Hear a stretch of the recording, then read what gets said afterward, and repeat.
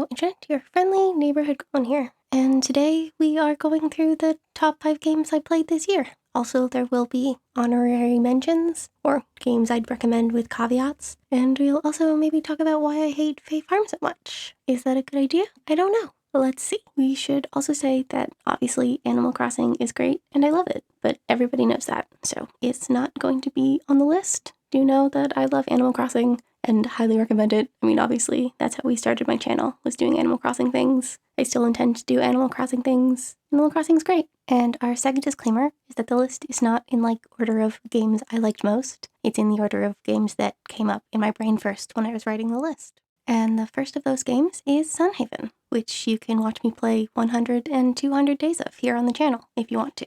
This game is really fun. It's kind of like a farming sim, but it's got a whole bunch of story and cute characters, and I get to date a vampire, which is apparently a thing that somehow I like, even though I hate vampires. There have also been a ton of updates since I've played the game, so there are new NPCs and other things for you to do. The game just is large. There's lots of stuff to do. I don't know, how does one recommend games? It's just fun. I like it. It's a good time. The characters, for the most part, are pretty likable. They all feel like their own people, which is always nice. And then, of course, the storyline is also sort of fun and cute and adorable.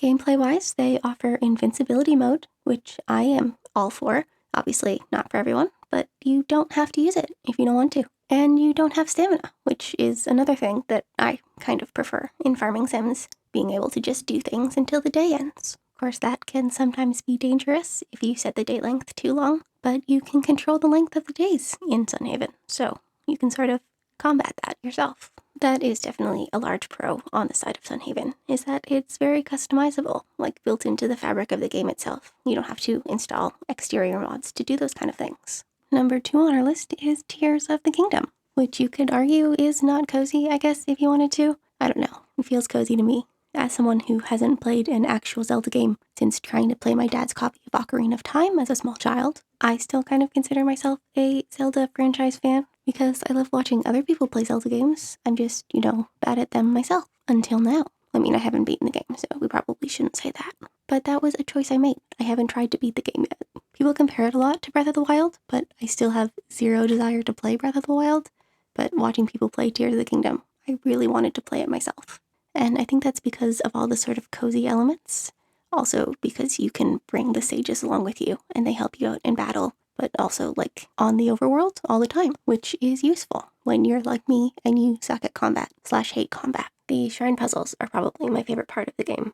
Lots of them can be challenging sometimes, but I love that you don't have one prescribed way to solve the puzzle. And I at least feel really accomplished when we finish them, whether that's because I solve the puzzle correctly or I cheese the hell out of it. Either way, I just feel like I've accomplished something, which, is nice in a game. Another one of those games that may not be considered cozy is Pokemon Scarlet. I mean, it's not like Arceus levels of cozy, where you literally can just hide in the grass and throw Pokeballs at things. You don't have to, engage in fighting to catch them, which I would argue is better, but I don't know. Scarlet's still really fun. I'm having a good time. And make sure to go into battles overleveled if you don't want it to be challenging and hard and scary. And we should talk about Wildflowers, which is another game that I played on the channel if you want to watch me do that. Probably more of a time investment because we streamed that one, but it does give you a better idea of how the game plays, and they're all voice acted, which is definitely a highlight. It's all done very well, and some of the other things that I really loved about the game was that you get to decide when you want to change the seasons. You don't have 28 numbered days in-game to play a season. You can change it when you're ready, which really takes a lot of the time pressure off, and then you don't feel bad wasting days doing nothing or just running around and talking to people or spending it all in the mines, on top of which you get magic, and then you get to be a cat sometimes.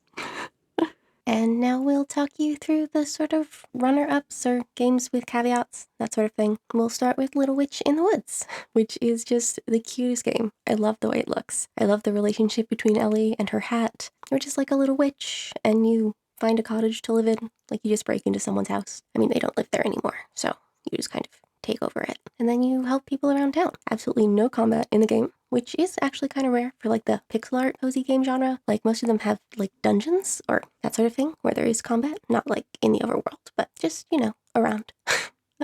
And the writing is just really charming. I'm really interested in the story, and I'm having a good time. Of course, here's where the caveat comes in. This game is in early access and has been for over a year, which understandably is a no from some people. And that is absolutely fair and completely worth noting. Maybe you'll wait for a final release, if one comes, hopefully. God, I hope so.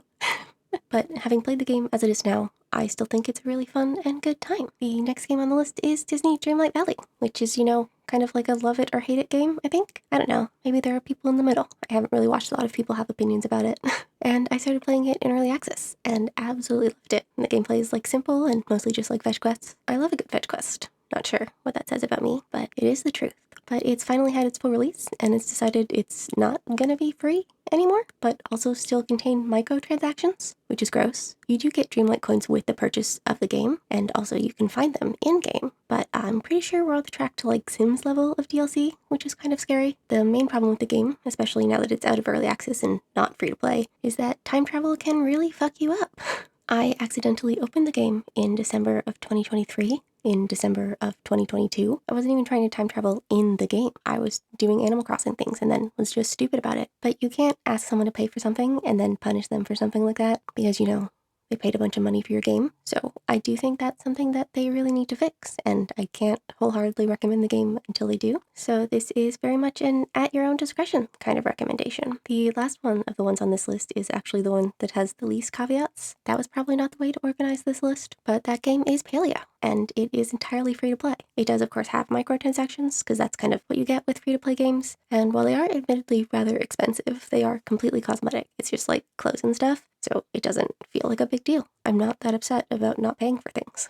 And it recently launched on the Switch. As a Mac user, this is my first time I've had access to the game. I've heard other people complain about the game can be rather grindy, which is not for everyone, but also it has no combat and it runs on an in-game clock, so time traveling isn't an issue. The characters and the lore feel really expansive, they're actually lore videos breaking down some of the stuff that's going on. This game also contains a character who might be a vampire that I would totally date. It's not a perfect game by any means, but also it's free, so there is literally no risk in trying it if you think you might like it. And now we'll talk about the worst game I played this year, which is, of course, Fae Farm. I don't know, I just kind of want to lay out all of my grievances with the game, and we never got around to making a whole review video. Do know that this is just a Cliff Notes version that does not cover all of my problems with the game, but if you do think you'd be interested in my review, even though the game's been released for months, let me know. We could probably do that. First, up front, of course, how much the game costs is obviously a con, and to be perfectly frank with you, if the game didn't cost as much as it did, these things would probably bother me significantly less. They've been really upfront about the dialogue and the characters being really flat, which totally wouldn't be a huge problem for me. Trouble is that it feels more lazy than that was the intended purpose going into it. There are a couple characters who do have individualized stock dialogue, and they didn't even bother to remove the stock dialogue from characters where it just wouldn't make sense.